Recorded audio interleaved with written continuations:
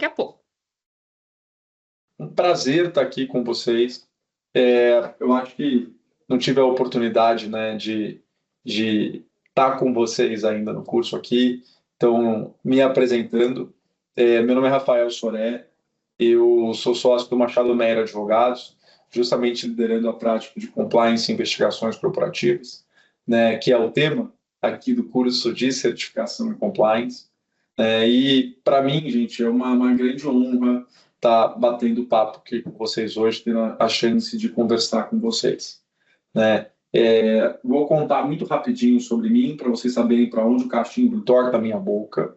E aí, a partir desse ponto, a gente fala aqui do nosso plano de voo, né?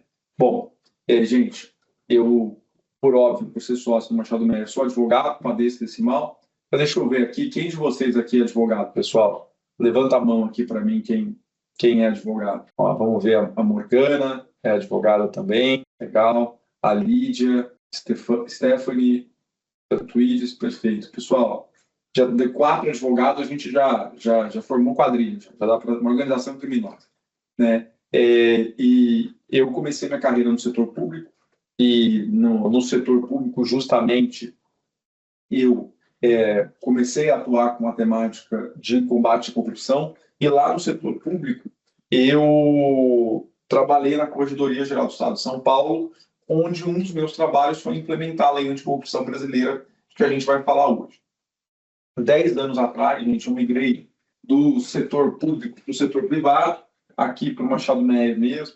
Trabalhei na época da Lava Jato, conduzindo as investigações internas aqui no escritório, né, conduzindo acordo de leniência com as autoridades, interagindo com as autoridades no âmbito das investigações da Lava Jato. E em 2019 eu recebi um convite muito honroso da KPMG para ser sócio do time de forense na KPMG. Né? Então, acho que vocês tiveram, foi com a Sheila a aula anterior, não foi? Não consegui entrar antes, vocês foram, foi com a Sheila, que vocês bateram um papo antes aqui, não foi?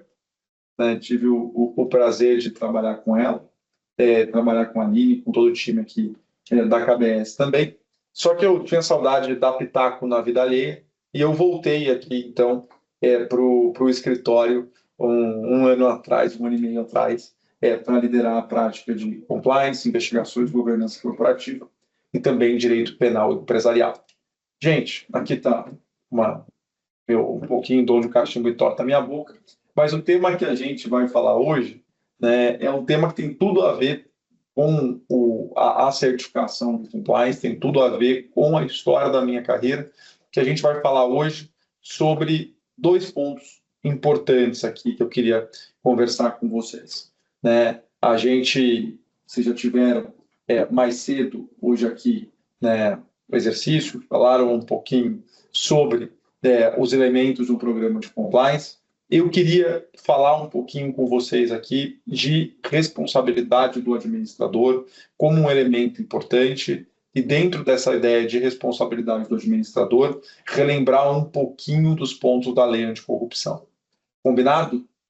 Gente, a gente tem 1 horinha, né? Eu tenho até meio-dia com vocês. Queria pedir para vocês ficarem mais do que à vontade para nessa 1 horinha me interromper. Né? Não fiquem tímidos, vocês podem a qualquer momento levantar a mão, podem a qualquer momento me falar aqui, podem escrever no chat também que eu vou acompanhando. Legal? Bom, pessoal, vamos falar um pouquinho de responsabilidade do administrador. E para entender responsabilidade do administrador, eu vou trabalhar um pouco com vocês quem é esse administrador, conhecer os tipos diferentes de responsabilidade que ele tem, refletir sobre a tendência dessa responsabilidade, mas tem um objetivo principal aqui que está colocado ou de modo oculto no nosso bate-papo, que é a gente entender o que isso tem a ver com a aula de certificação e compliance, o que isso tem a ver com vocês, profissionais que estão no dia a dia implementando o programa de compliance nas companhias. Bacana? Pessoal, vamos então entender primeiro quem é o administrador e qual o seu papel.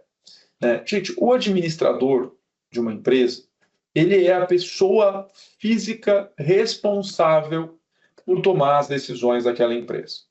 Eu brinco que de manhã, né, nenhuma empresa acorda, escova os dentes, né, porque as empresas elas não existem. Na verdade, toda empresa é uma criação do mundo do direito. A Peugeot não atravessa a rua, a Apple não escova os dentes, né? A Volkswagen não está preocupada com nada, né? As empresas, elas são pessoas jurídicas, criadas pelo mundo do direito. E, como tal, todos os direitos e deveres que as empresas têm são uma ficção criada pelo mundo do direito. No final do dia, toda empresa só faz alguma coisa através das pessoas físicas com elas se relacionam, né? A empresa não sobe preço, não desce preço, não compra, não vende, não decide. Quem faz isso sempre é uma pessoa física ou algumas pessoas físicas em nome daquela empresa. Pessoal, entender quem é esse administrador, quem são as pessoas físicas e as suas responsabilidades, é entender a própria base que move o capitalismo. As empresas, todo mundo imagina isso hoje, são uma figura central no mundo capitalista hoje. Sem as empresas, não existiria a economia que a gente tem. Elas são um elemento central. E o tema que a gente vai falar hoje, ele é um tema fundamental para a gente entender um pouquinho dos programas de compliance, para a gente entender bastante sobre qual é a relação entre as pessoas físicas que trabalham numa empresa e aquele CNPJ. Gente, um ponto importante aqui que eu queria trabalhar com vocês nesse sentido é a gente, então, entender o que é uma regra e o que é uma exceção. O que eu estou falando? Pessoal, quando a gente tem um ato praticado por uma empresa muito feio, ou um problema numa empresa, pensa uma quebra de uma barragem que polui um rio, pensa uma corrupção paga que beneficia aquela empresa, pensa em uma fraude gigantesca. A gente tem uma responsabilidade da empresa e a gente eventualmente vai ter uma responsabilidade das pessoas que administram aquela empresa. Eu falei para vocês aqui no começo que eu sou sócio de um escritório de advocacia que chama Machado Meyer. Olha, o Machado Meyer e eu não são a mesma pessoa. O Machado Meyer, né, se o Machado Meyer contratar um software da Microsoft e não pagar, a Microsoft, em regra, não vai me processar e querer que eu venda o meu carro para pagar a Microsoft.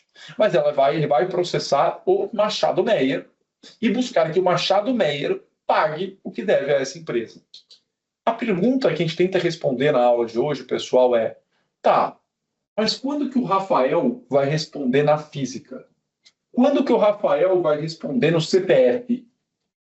Isso é responsabilidade do administrador. Quando que essa pessoa física vai responder não como empresa, mas como pessoa? E, pessoal, lembra que eu falei que a gente está aqui num jogo de exceção e de regra? Que a gente vai falar da exceção e que a gente vai falar da regra? Lembra, um ponto central é a gente entender que a regra é que o administrador nunca vai ser responsável. E para isso, a gente vai fazer uma pequena digressão. Prometo que é rápido, gente. Prometo que eu não vou matar vocês de tédio. Gente, o administrador, ele é a pessoa física que administra um negócio. Ele é a pessoa física que atua na gestão da sociedade, substituindo-a. Vamos supor, Aline, eu e você aqui, a gente abriu um café. Eu e a Aline de Paula abrimos um café no shopping. A gente vai lá, abrir um café no shopping, a gente quer investir, a gente pegou 50 mil reais cada um e abriu um café no shopping. De Paula Soré, cafezinhos. Só que aí, a gente não vai largar o compliance das nossas vidas para tocar lá o de Paula Soré, cafezinhos.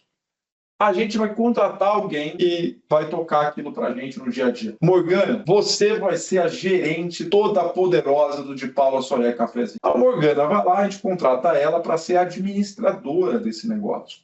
O que isso significa? Ela vai ter os poderes lá no contrato social, se for uma limitada, a gente já fala dessa diferença no segundo, a gente vai ter o contrato social em que eu e a eu, né, e a Aline, a gente vai pactuar como que vai ser a sociedade, quantas cotas cada um tem, as regras. A gente estabelece um contrato ali e põe em cada um 50 mil reais de investimento.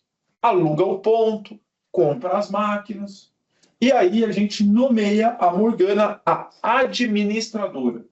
O que isso significa? Que a Morgana, então, vai contratar, vai demitir, vai comprar, vai vender, vai estabelecer preço. Gente, notem nesse caso que o de Paula Soré Limitada vai ter as suas vontades estabelecidas pela Morgana. Ela vai dizer se esse aqui vai ser demitido, se esse aqui vai ser contratado, se vai comprar Coca-Cola ou Pepsi. É ela que vai tomar as decisões no dia a dia do negócio. Gente, então ela é a administradora. Só que os poderes dela são dados pelo contrato social, por aquilo que eu e a Aline estabelecemos no contrato. Por exemplo, pode a Morgana ir no banco e pegar um empréstimo? Provavelmente pode, mas talvez a gente vai limitar que ela pode até 500 mil reais. Acima de 500 mil reais, ela tem que pedir autorização dos acionistas, dos cotistas, chamar uma assembleia. Pode a Morgana resolver, falar assim, esse negócio de café não está dando dinheiro nenhum. Eu vou mudar para uma lavanderia. Ela pode fazer isso? Não, porque ela tem que administrar aquela sociedade no âmbito do objeto social, daquilo a que aquela sociedade se destina. Né? Legal, tá. O que isso tem a ver com compliance? O que isso tem a ver com responsabilidade? Pessoal, a aula de hoje é para falar quando que a Morgana vai ter que responder por alguma coisa que aconteceu no de Paula Soré com o dinheiro dela. Se um funcionário for demitido do de Paula Soré e não recebeu férias, ele vai poder cobrar a Morgana na física? Ou ele vai entrar com processo contra a empresa? Se o imposto do de Paula Soré não foi pago, a fazenda pode ir atrás da casa da Morgana, do carro da Morgana? Se teve um ato de corrupção praticado pelo de Paula Soré, pode a Morgana vir a ser responsabilizada? E a regra que eu quero que vocês levem com vocês é não. Em regra, não. Em regra, a responsabilidade dos atos da empresa é da empresa. E aí é a digressão histórica que eu vou fazer com vocês. Pessoal, muitos anos atrás, né, a gente estava lá com o mundo começando as grandes navegações. A gente tinha a América recém-descoberta, a gente tinha o estabelecimento de um comércio mais amplo com a África, com a Ásia, pela Europa. E aí, um país se viu meio sem colônias, que era a Holanda. Só que esse país notou uma oportunidade, que era o seguinte, pô, o Brasil estava aqui, né? Portugal estava bem longe. Muita gente morando no Brasil, querendo comprar tecido, açúcar, produtos industrializados. E Portugal lá, precisando do ouro que o Brasil produzia, precisando das madeiras, dos bens naturais. A Holanda notou que ela podia fazer a logística. E assim a Holanda, de fato, se tornou até hoje um dos grandes, né, entrepostos comerciais do mundo. Se você ver as grandes transportadoras, a Holanda é muito, muito relevante nos Países Baixos. Bom, o que isso tem a ver? Agora vamos pensar, pessoal, que o Antuildes, você era um rico senhor holandês lá no século XVII, muito rico, né? Um grande proprietário de terras, vendendo suas terras, estava cheio do dinheiro. Aí você fala assim, rapaz, tá aí, eu vou comprar um navio, investir, contratar o pessoal que vai ficar dentro desse navio. Aí o que eu vou fazer? Eu vou mandar esse navio, né? Vou comprar tecido e aí eu vou levar tecido lá para o Brasil. Aí depois eu vou carregar um navio lá de ouro tal, e vou levar para Portugal. E eu vou ganhar muito dinheiro nisso, que eu vou ganhar aqui a taxa de transporte. Parece uma boa ideia? Parece uma ótima ideia, né? Ou mais, você vai fazer compra e venda. Você compra, você vende. Pô, excelente, Twitch vai. Só que aí um amigo do Twitch vai fazer Twitch, rapaz, olha só. Você vai pegar toda a sua fortuna e botar no navio. Imagina o risco desse negócio. Vamos supor que você enche o navio de tecido. O navio começa a atravessar o oceano. No meio do oceano vem um pirata. No meio do oceano quebra uma vela, o navio afunda. Você perdeu o navio, que era o seu capital inicial, mas mais. a família do pessoal do Convés vai todo mundo te processar querendo que você restitua o que eles iam ganhar, você vai ter que pagar esse salário. Além disso, os panos, os tecidos que você comprou para levar no navio, você vai ter que pagar aquele pano. Você vai à falência, vai perder sua casa, vai perder seu carro. O risco para você é muito alto. Além do que você investir, que é a construção do navio, você pode perder ainda, o risco para você é gigantesco. E aí o Antônio falou assim, é verdade, rapaz, não vou fazer isso não. Isso aqui para mim não vale a pena esse risco. Eu vou deixar o dinheiro embaixo do tapete. Só que aí o Estado holandês, olhando esse ponto, falou, não, mas eu preciso que o Antônio invista. Não é débito, eu preciso, de alguma maneira, incentivar o investimento. E aí ele falou assim, não, Antônio, é o seguinte, ó, eu tenho uma ideia. E se você colocar o seu dinheiro não diretamente na compra do navio, você coloca o seu dinheiro em algo que eu vou chamar de companhia. Companhia das Índias, por exemplo. Você põe o seu dinheiro aqui. Você põe 5 milhões de francos. E aí eu vou pegar 5 milhões com a Rafaela, 5 milhões com o Ricardo, 5 milhões com a Vanessa. E aí eu vou ter o capital dessa companhia de 20 milhões. E eu vou criar uma ficção. Eu vou dizer que é essa companhia que é a dona do navio. Isso navios, aí eu vou construir 4 navios. E se os navios afundarem? Olha, se os navios afundarem, a fábrica de panos não pode comprar o Antwilde, não cobrar do Antwilde, não pode cobrar da Vanessa, não pode cobrar da Rafaela, não pode cobrar do Ricardo. Vai ter que cobrar dessa companhia. Mas e a família dos funcionários? Vai cobrar da companhia. Antwildes, o que o Estado utiliza é o seguinte: o máximo que você pode perder nesse caso é o dinheiro que você investir. Você vai botar 5 milhões. Se todos os navios afundarem, você vai perder quanto? 5 milhões. Você não perde nada além desses 5. A sua responsabilidade fica limitada a esses 5 milhões. Nota que até hoje a gente chama a maioria das empresas brasileiras de empresa de responsabilidade limitada. Tanto que o nome do cafezinho é de Paula Soré Limitada, LTDA. Essa é a lógica. A lógica do capitalismo se construiu em cima da lógica da limitação de responsabilidade do acionista e de quem administra. A ideia de eu poder fazer um investimento isolando a responsabilidade daqueles indivíduos. O Antwildes passa a ter, então, interesse em investir, porque ele sabe que o máximo que ele pode perder é o valor investido. Ele nunca vai ser afetado na casa dele, nos cavalos dele, né, no patrimônio pessoal dele. Ele limita a responsabilidade dele. Vocês notam, então, pessoal, que a ideia de limitação da responsabilidade, de diferenciação da responsabilidade da empresa e da pessoa física é central para o desenvolvimento do capitalismo? Porque nunca eu e a Aline vamos abrir o café se a gente falar o seguinte, mas peraí, eu vou botar 50 mil, a Aline põe 50 mil, eu estou disposto a perder esses 50 mil, não gostaria, mas vai que a falência e tal. Agora, vamos supor que o café vai dando prejuízo, tem um problema, tem um acidente de trabalho lá, e aí eu vou responder na física e vou perder meu carro, minha casa, não vou fazer, vou deixar meu dinheiro guardado no colchão. A ideia, o capitalismo se desenvolveu em cima da ficção de que essa pessoa jurídica existe. E em cima da ficção de que ela tem que ser separada das pessoas físicas. Então a regra é: quem responde pelos problemas da empresa é a empresa. As pessoas físicas que são donas ou administram a empresa, elas não respondem. A responsabilidade delas é separada. Entenderam a regra, pessoal? Ficou claro esse ponto para vocês? Por que é assim? Muitas vezes, quando a gente lê o jornal, a gente tem a impressão, talvez, de que a exceção é a regra. A desconsideração da personalidade jurídica, que é o Estado, o credor, poder cobrar alguma coisa da pessoa física que está por trás da empresa, sempre será a exceção, nunca será a regra. O que a gente tem que entender e trabalhar hoje é, tá bom, quando que esse administrador, quando que a pessoa que toca o negócio vai ter responsabilidade? Quando que a Morgana, que administra o nosso café, vai responder com o CPF? Quando que eu, que sou acionista, respondo com o CPF?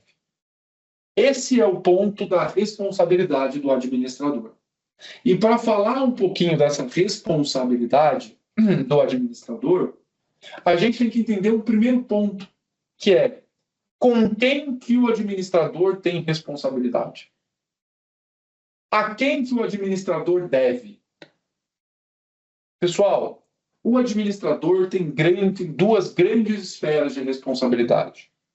Uma responsabilidade perante a empresa, os donos da empresa, e uma responsabilidade perante a sociedade. O que eu quero dizer é o seguinte, gente. Se eu e a Aline colocamos o nosso dinheirinho no de Paula Soré Limitado, a Morgana chega para administrar o café.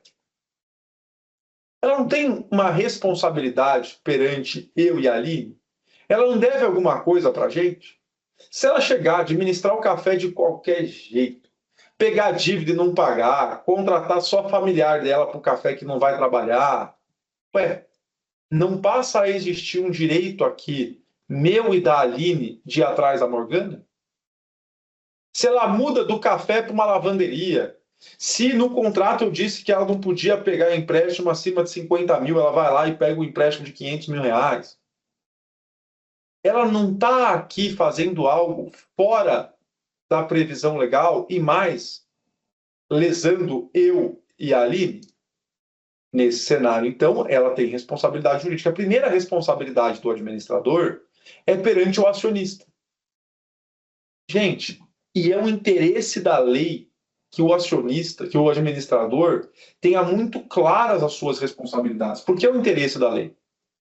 Se vocês prestaram atenção na história que eu contei para vocês agora, vocês notaram que qual é o interesse do Estado? Qual era o interesse da Holanda lá em 1600 e alguma coisa?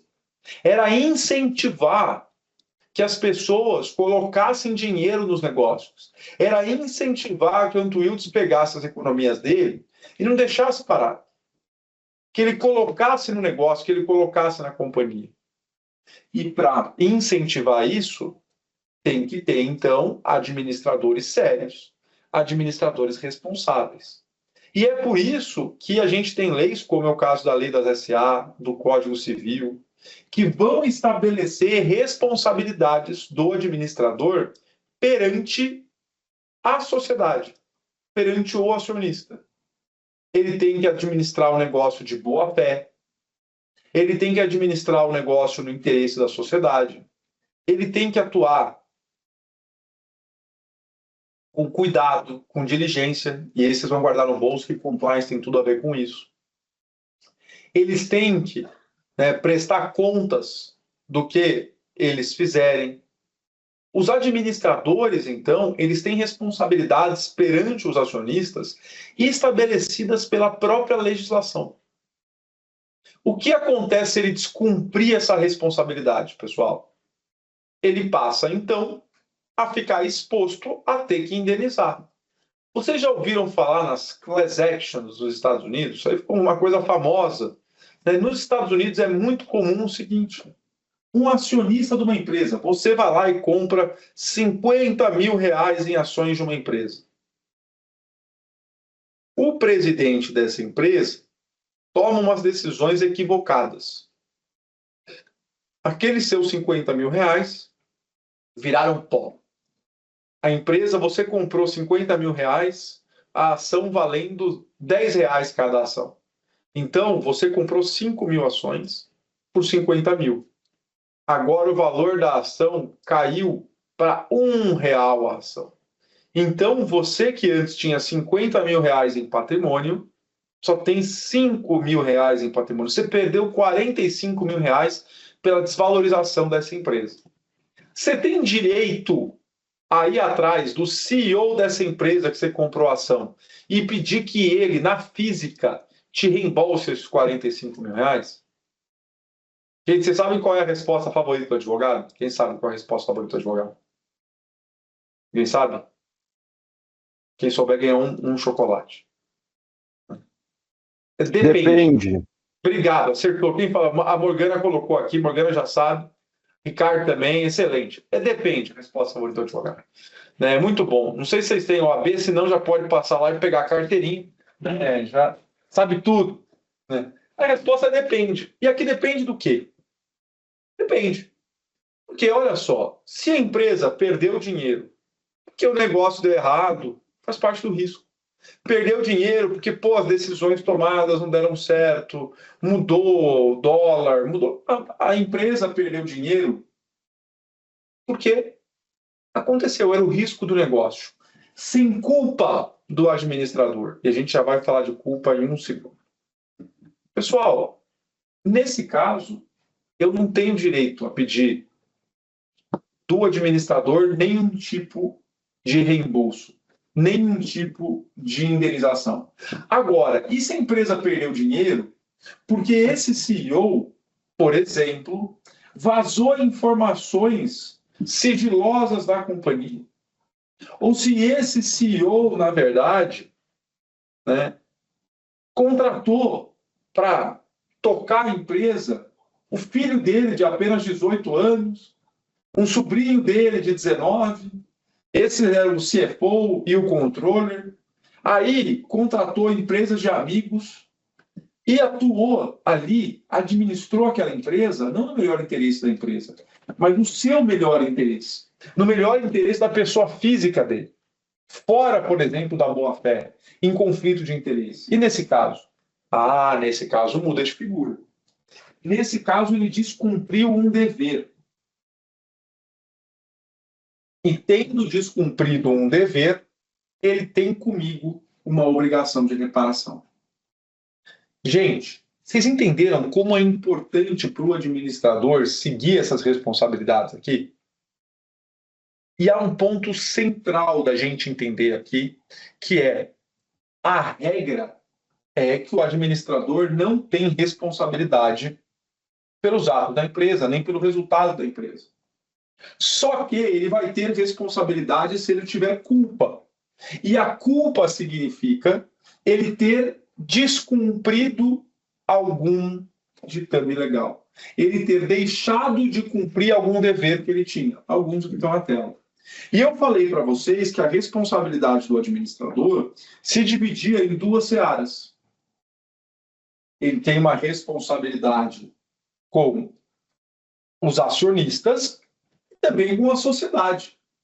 Veja só, gente. Se uma empresa tiver uma quebra de uma barragem e poluir o rio todo, a empresa tem que indenizar? Sim, a empresa tem que indenizar. Mas a empresa está sem dinheiro, pessoal. A empresa quebrou. Não vai dar para pagar a despoluição do rio. Os administradores da empresa vão ter que fazer eles essa indenização, eles vão botar no bolso próprio, vai vender a casa dele na praia para pagar a despoluição do rio? Quem aqui sabe a resposta do advogado? Já pode colocar aqui. E aí, gente? Ele vai ter que pagar a despoluição do rio? Quem sabe a resposta? Depende. Se ele teve algum ato lesivo, que ocasionou isso. Excelente. Quem foi que falou? Não vi quem foi. Foi a Morgana? Você? Boa. Excelente. Depende. E a Morgana foi muito bem, que ela falou o seguinte: depende se ele tem responsabilidade pelo ato lesivo. E aqui depende da sua culpa. Depende. Ele teve culpa no ato lesivo? Ele tem responsabilidade individual por aquilo? Pessoal, qual é o ponto dessa parte inicial do nosso bate-papo? O administrador vai ter responsabilidade perante o acionista ou perante a sociedade quando ele tiver descumprido um dever legal. Agora, não é tão simples assim cumprir esses deveres legais. Em especial, esse dever que está na tela de vocês. O dever de administrar a companhia com cuidado, com a diligência que todo homem ativo e probo costuma empregar na administração dos seus próprios negócios. Gente, o que que isso significa? O que que isso significa, né? Gente, vocês já viram falar em forno autolimpante? Eu sempre tive uma curiosidade do que é um forno autolimpante. Mas essa aqui é a lei autoatualizante. Isso aqui é o que está no artigo 153 da Lei das SA, é uma lei que se atualiza sozinho. O que a lei está dizendo, gente? O administrador, ele não tem culpa se a empresa tiver um problema, tal, mas ele tem responsabilidade por administrar a empresa de maneira cuidadosa, de maneira diligente. O que é ser cuidadoso? O que é ser diligente? A lei não disse. A lei simplesmente falou que vai ser considerado que o administrador é diligente se ele administrar aquele negócio com o mesmo padrão de cuidado que os outros bons administradores administram os seus. Gente, notem o que eu quero dizer olhando para essa foto. O que vocês veem nessa foto aqui, gente? Quando a gente olha para essa foto, a gente vê risco. Não vê risco? Né? Não sei se vocês já conheciam essa foto tirada na década de 30, né, de um edifício em construção em Nova York. Né? Nesse edifício, lá, quando essa foto foi tirada, ela não foi tirada como uma foto-denúncia. Ela não foi tirada para demonstrar, né, as condições perigosas de trabalho dos operários. Porém, quando a gente olha para essa foto, a gente sabe que essa foto é velha, não sabe? A pergunta que eu faço para vocês é: o risco mudou? O risco de 1930 mudou para 2024? E aí, o que vocês me dizem? Mudou ou não mudou? E aí, alguém se arrisca? Eu vou na linha do advogado, depende. Depende de quê? É do contexto que você está analisando. Se você está pegando alguma coisa, por exemplo, hoje nós temos equipamentos eletrônicos. O risco de um acidente está ali, mas ele é diferente de uma máquina hidráulica de uma máquina elétrica. Antigamente você tinha um risco de ser esmagado. Hoje em dia você corre o risco de ser eletrocutado. Então, assim, são riscos parecidos, mas com o ponto diferente de análise. Esse é o meu ponto. Você, olhando para esse ponto, perfeito, Rogério. E o risco de acidente de trabalho na construção de edifícios em altura? Esse risco mudou ou ele é o mesmo? Com certeza é o mesmo.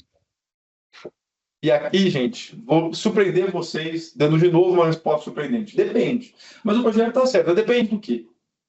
Depende do para quem. Veja só, o João, o José, o Manuel, quem está sentado em cima desse pilar, o Rogério está coberto de razão. O risco é o mesmo. A gravidade não mudou a sua aceleração, as calçadas não ficaram mais duras ou mais macias. O risco é definido, né, como probabilidade vezes impacto de um efeito adverso. Olha, qual é a probabilidade de um operário cair quando ele está em cima de um equipamento como esse? E qual é o impacto da queda? Eles ficaram iguais. Os seres humanos não ficaram mais ou menos ágeis, né? Os seres humanos não ficaram também mais resistentes ou as calçadas mais duras. O impacto é o mesmo. A probabilidade, o impacto de uma queda para quem está sentado nesse pilar é o mesmo.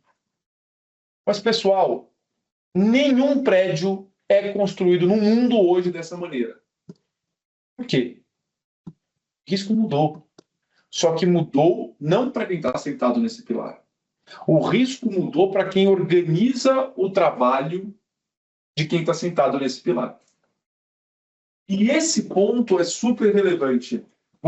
Pode deixar que eu falo sobre D&O daqui a pouquinho, lá, ótimo ponto. O risco para quem organiza o trabalho mudou. Quer ver? Gente, o que aconteceria com uma empresa em 1930 se essa foto fosse tirada? Nada. Nada aconteceria. Não aconteceu nada com essa empresa. Não foi uma foto de denúncia. O que aconteceria se um funcionário caísse? Ela ia ter que pagar o salário desse profissional para a família dele por um ano. Era isso que aconteceria. Agora, pessoal, O que aconteceria se eu falasse para vocês que essa foto foi tirada na construção de um prédio aqui na Faria Lima, onde eu estou, hoje? O que ia acontecer com essa empresa? Primeiro, ela ia sofrer um blitzkrieg regulatório, né? Ela ia tomar um monte de fiscalização de um monte de entidade, ela ia tomar uma multa, a obra ia ser embargada, não precisa nem alguém cair, ela ia ter que pagar indenização para esses profissionais. E mais, imagina o risco reputacional para ela. Os bancos iam parar de emprestar dinheiro para ela. Não é verdade? Não ia ter onda de boicote à construtora? Não ia ter gente falando no Instagram o tempo todo querendo cancelá-la?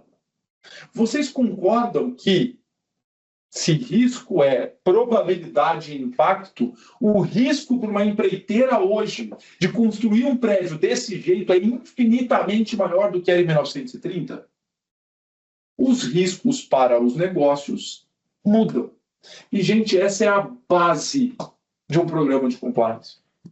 Né? Um dos pontos centrais do programa de compliance, quando a gente vai ajudar os nossos clientes, é um dos primeiros pontos que a gente vai fazer.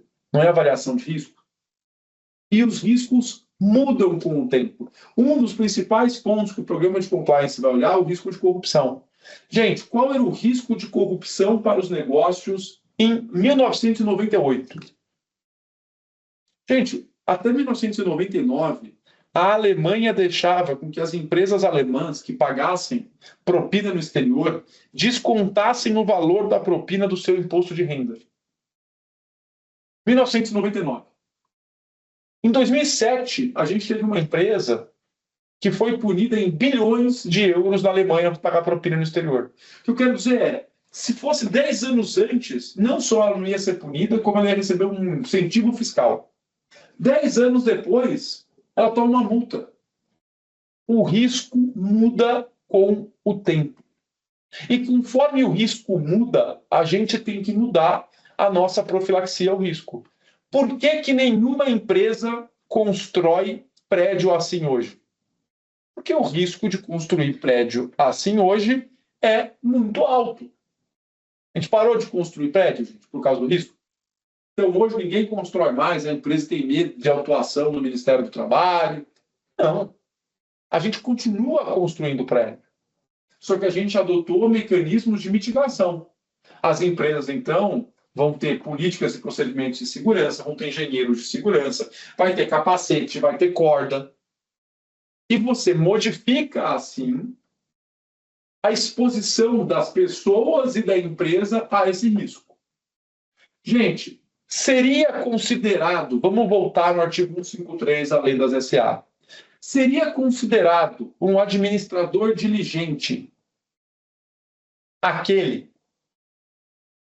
que é o CEO de uma empreiteira e não está nem aí para o risco de segurança do trabalho? Depende. Quando? Se ele é CEO dessa empresa em 1927, pelo jeito, ele vai ser diligente. A regra dos outros CEOs não tem esse risco como um risco principal do negócio. Mas em 2024, se você for CEO de uma empreiteira e você não ligar para o tema de segurança do trabalho, e aí sair essa foto no Estadão, no Jornal Nacional, no Fantástico, a sua empresa não vai perder valor? Ou se vai perder valor? Vai ter multas milionárias, embargo de obra, um monte de problema reputacional. Ela vai sair de valer 50 milhões para valer 5, de 500 milhões para valer 10. E você cumpriu o seu dever de diligência? O artigo 153 da Lei das SA mostra que, para o administrador cumprir o seu dever de diligência, ele tem que avaliar a mudança da sociedade. E olha como isso tem a ver com o programa de compliance. Gente, até 2010, quantas empresas estavam na página do jornal por escândalo de corrupção? Quantas empresas estavam nas páginas dos jornais por trabalho análogo à escravidão? Assédio moral, assédio sexual, discriminação. Muito raro. Se eu pedir para vocês citarem para mim 10 empresas envolvidas em corrupção, trabalho escravo, entre 2000 e 2010, vocês vão ter muita dificuldade. Nossa, na década de 90, então. Agora, se eu falar para vocês me citar nos últimos 5 anos, vocês vão falar nomes de empresas mais rápido do que vocês falariam político. A expectativa sobre as empresas mudou completamente. E o risco a que elas estão expostas mudou. A gente tem o caso de uma grande montadora que foi envolvida em uma fraude ambiental nos Estados Unidos. Está lá, tem uma série da Netflix sobre isso, muito bacana, chama Rotten, a Rota do Dinheiro Sujo, o primeiro episódio sobre isso. Ela foi envolvida em um escândalo de fraude em um país. O valor que ela perdeu de mercado em um dia é o equivalente a se tivesse pegado fogo em todas as suas fábricas no continente americano. Um dia. O patrimônio imaterial daquela empresa é, em grande medida, a imagem. Gente, alguém aqui viu propaganda de banco nos últimos anos? Tudo que a propaganda não faz é falar de banco. Ela fala de isso muda o mundo, leite, uma criança. Porque como as pessoas se sentem em relação àquela empresa é parte relevantíssima do seu valor e, consequentemente, do quanto que o acionista vê de dinheiro no seu bolso. Se o administrador tem a responsabilidade de administrar a empresa com um cuidado que os outros administradores têm, ele tem que mudar a prática dele conforme muda o risco. Está claro para vocês esse ponto, pessoal? E o porquê programa de compliance e responsabilidade do administrador caminham muito junto? Muita gente me pergunta, Rafael, as empresas são obrigadas a ter programa de compliance? Vocês já sabem o que eu respondo. Já. Agora todo mundo já sabe. Eu respondo o quê? Depende. Né? Então, depende. Primeiro ponto de depende é... depende. A sua empresa que você está falando, ela é uma empresa que contrata com a administração pública?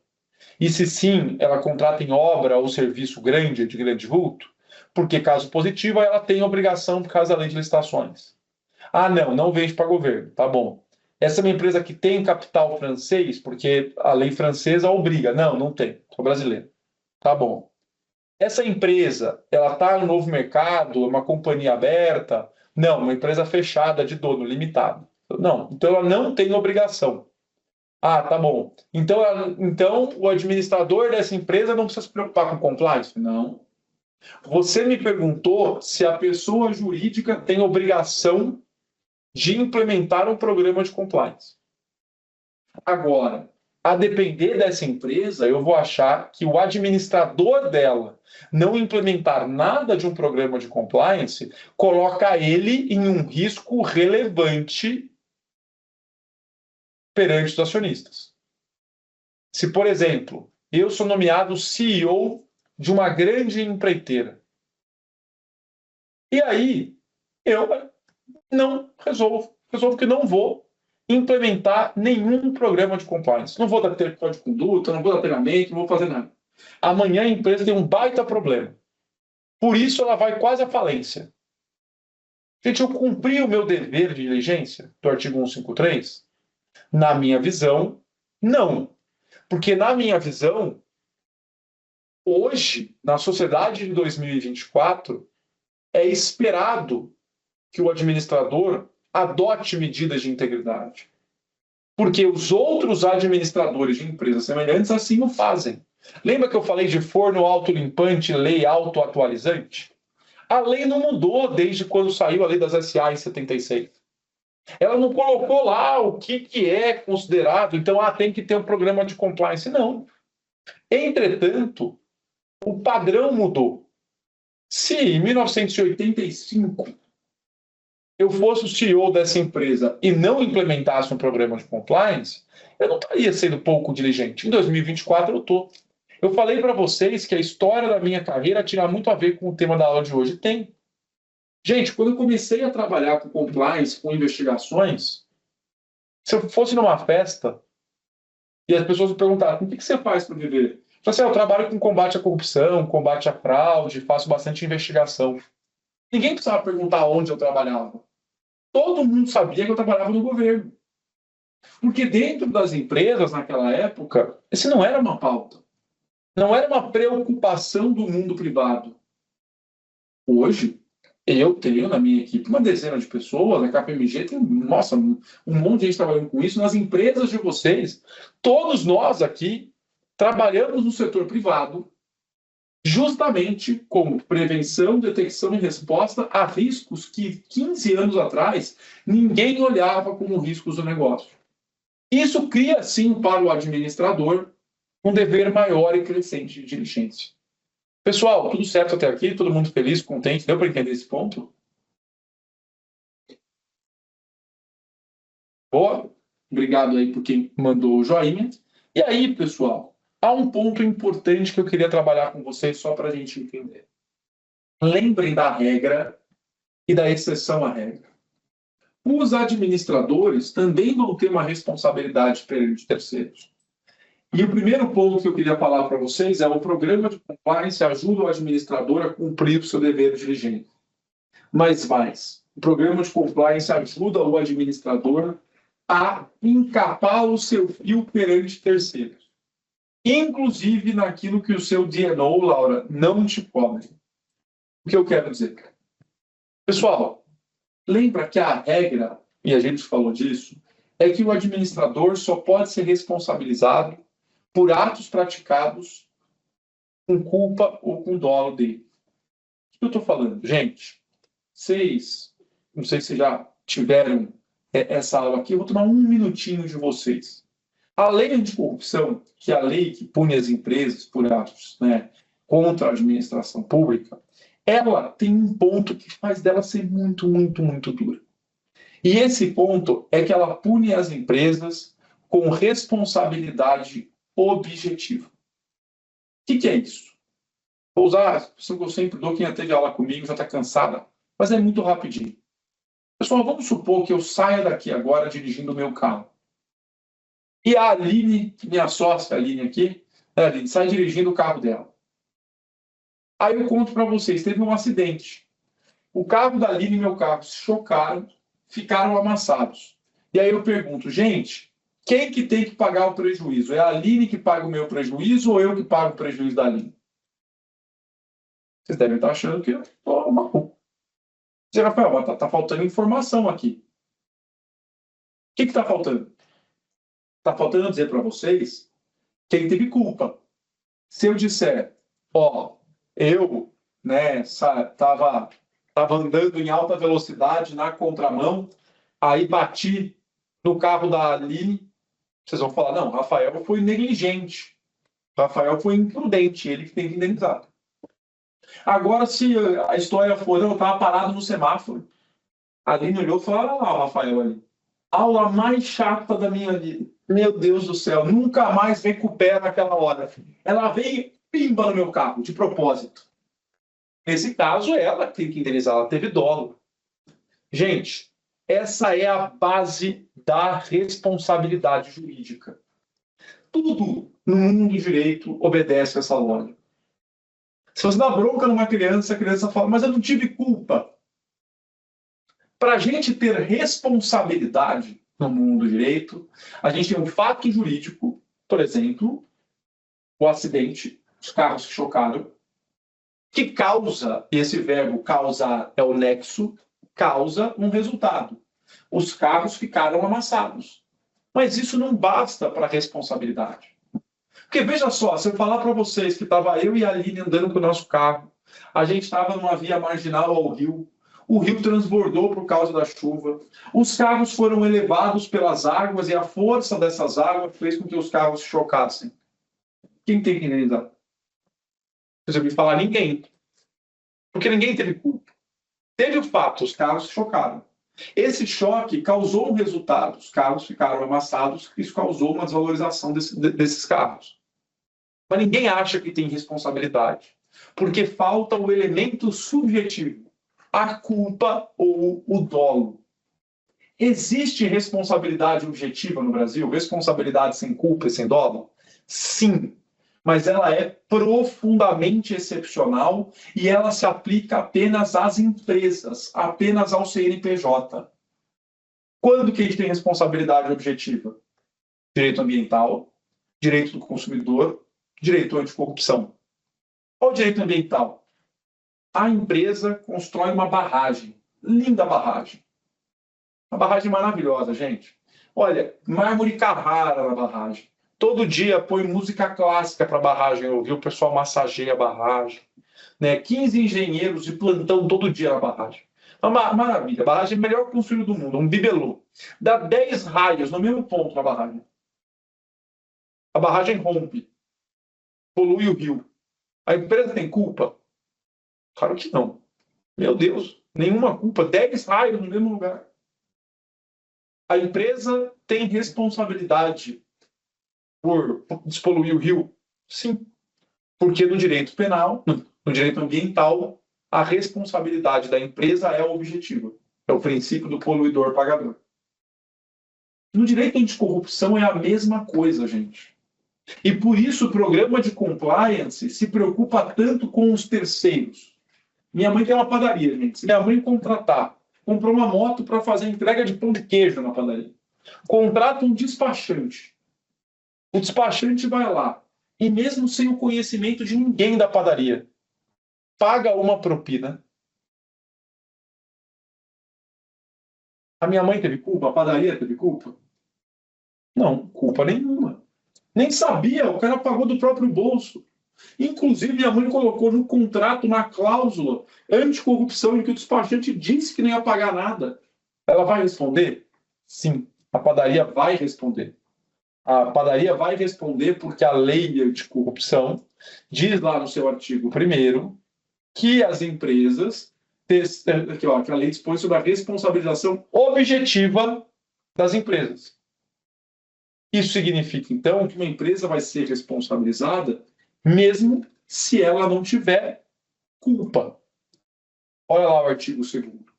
O artigo 2º foi que as pessoas jurídicas serão responsabilizadas objetivamente pelos atos previstos nessa lei.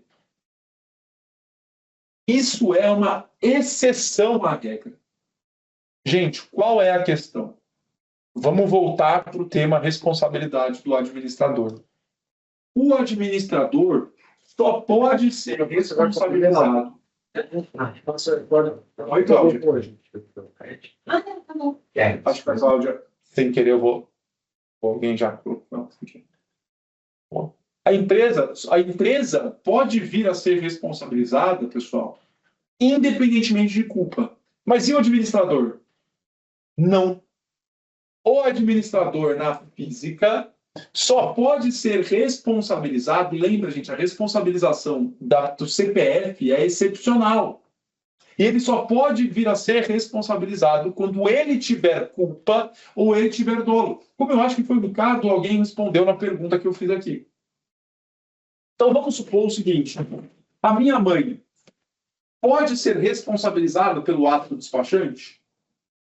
Em regra, não. A empresa, o CNPJ, Padaria Del Rey, sim, ela vai ser responsabilizada. Mas e a administradora? Vamos ver. Perante os acionistas, podem os minoritários da padaria ir lá e dizer? Depende, eles vão ter que dizer que ela descumpriu o seu dever. Por exemplo, não foi diligente, contratou um despachante que todo mundo sabia que era um pilantra. Né? Vamos ver que se ela descumpriu, então não teve culpa.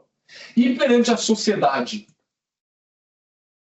Pode o Estado dizer, olha, a panificadora não pagou a multa da lei anticorrupção. Então, eu vou fazer a Fátima, que é o nome da minha mãe, vou fazer a Fátima pagar. Vou executar o carro da Fátima. Vou pegar o dinheiro que está na conta da Fátima. Pode? Resposta do advogado. Depende. Depende, foi a Fátima que mandou pagar a propina e mais, a Fátima escondeu o dinheiro, né? Ela tem responsabilidade, ela fez alguma fraude, porque a regra é responsabilidade subjetiva. Eu só posso punir a Fátima se eu tiver indicação de culpa da Fátima. Gente, isso ficou claro? O silêncio é porque sim? Imagina, Cláudio, nenhum problema. Foi um segundinho. O silêncio, espero que seja porque ficou. Então, gente, o que eu queria trazer para vocês? O meu último ponto aqui nos nossos 5 minutos finais. que o compliance tem a ver com tudo isso? Eu falei que o programa de compliance é importante para o administrador, porque dá ao administrador cumprimento de um dever de diligência. Porque os riscos de compliance para as empresas são muito maiores hoje do que eram no passado. Logo, se a medida de diligência do administrador muda com o tempo, ele tem que se adaptar. E um segundo ponto que eu queria trazer tem muito a ver com um comentário muito bom da Laura.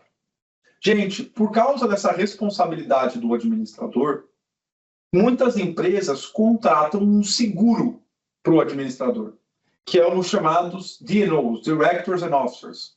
O seguro para o administrador, ou seja, se ele tiver que pagar alguma coisa do bolso, ao invés de tirarem do bolso dele, a apólice de seguro paga. Eu falei, eu sou sócio de direito penal aqui do escritório, e questão criminal sempre preocupa muito o administrador, porque para isso não tem DNO. Geralmente, inclusive, é uma limitação da apólice.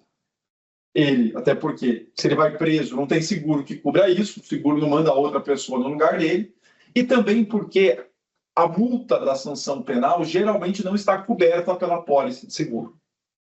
Gente, qual é o ponto central aqui que eu quero trabalhar com vocês em relação, ao direito penal nos nossos últimos 5 minutos? É dizer justamente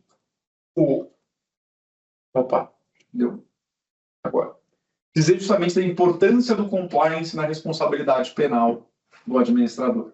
Gente, a minha mãe, no exemplo que eu dei, pode ser presa por corrupção ativa no caso do despachante? Não, claro que não. Ela não tem responsabilidade, ela não tem culpa, ela não tem dolo. E a responsabilidade penal não admite, o direito penal não admite a responsabilidade objetiva.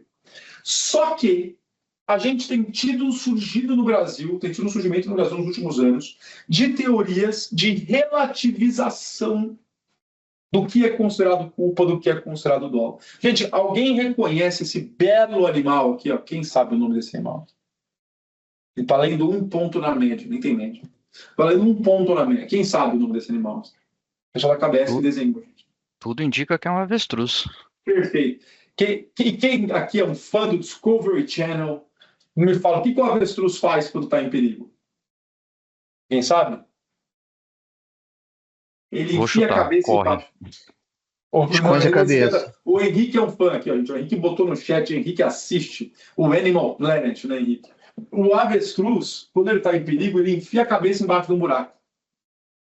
Então, tem uma teoria do direito americano, que a gente tem visto importação pelo Ministério Público, que é chamada teoria das instruções ao avestruz, ou Ostrich Instructions Theory, ou também chamada de teoria da cegueira deliberada. Gente, vamos supor que a minha mãe não mandou pagar a propina, mas ela contratou o despachante que todo mundo sabia que é picaretaço.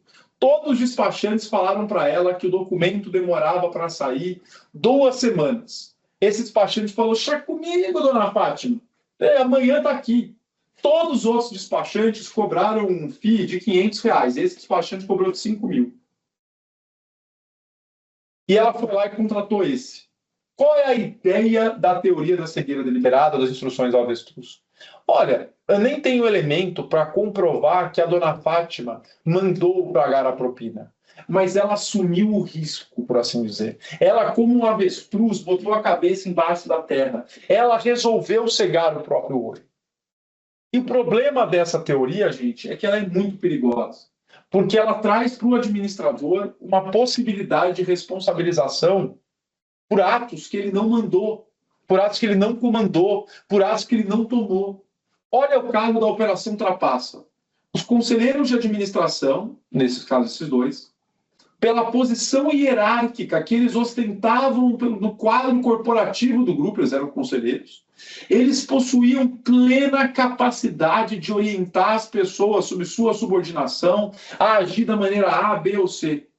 Nota que a polícia aqui, o Ministério Público, não falou que eles mandaram delinquir, não falou que eles mandaram fazer algo errado, mas que eles não orientaram as pessoas abaixo deles a fazer a coisa certa.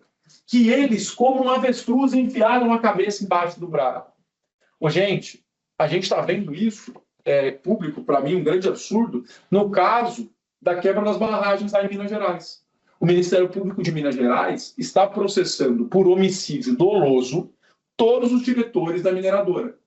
Presidente, o diretor de RH, o diretor de marketing, estão sendo processados por homicídio, porque segundo ele, segundo o promotor, olha, não, mas eles poderiam ter feito alguma coisa para impedir que a barragem estivesse insegura. Que para mim é um grande absurdo, porque cria uma abertura para a responsabilidade objetiva. Gente, essa responsabilização objetiva dos executivos é uma tendência nos últimos anos. Não é a regra, mas é uma tendência. Qual é a defesa disponível para esse executivo? Nesse caso aqui, qual é a defesa disponível? O executivo mostrar que não é verdade que ele não orientou as pessoas a fazer a coisa certa. Que não é verdade que ele, como um avestruz, enfiou a cabeça embaixo do buraco.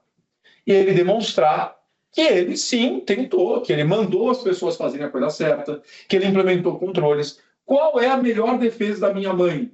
Ela mostrar que não, ela procurou antes quais eram os despachantes, ela tem um procedimento de due diligence de terceiros. Qual é a melhor defesa dos profissionais executivos lá da mineradora? Mostrar que eles pediram laudo, que eles orientaram as pessoas a serem rigorosas. E aqui o programa de compliance tem um segundo ponto, e aqui eu já concluo, sei que a gente terminou o nosso tempo. Qual é o ponto central do nosso bate-papo aqui, então, gente, no curso de certificação em compliance? O administrador da empresa na física não tem, em regra, responsabilidade pelo que acontece na empresa. Nem perante o acionista, nem perante a sociedade. Mas perante o acionista, ele vai ter responsabilidade se for dito que ele não administrou o negócio com cuidado, com diligência.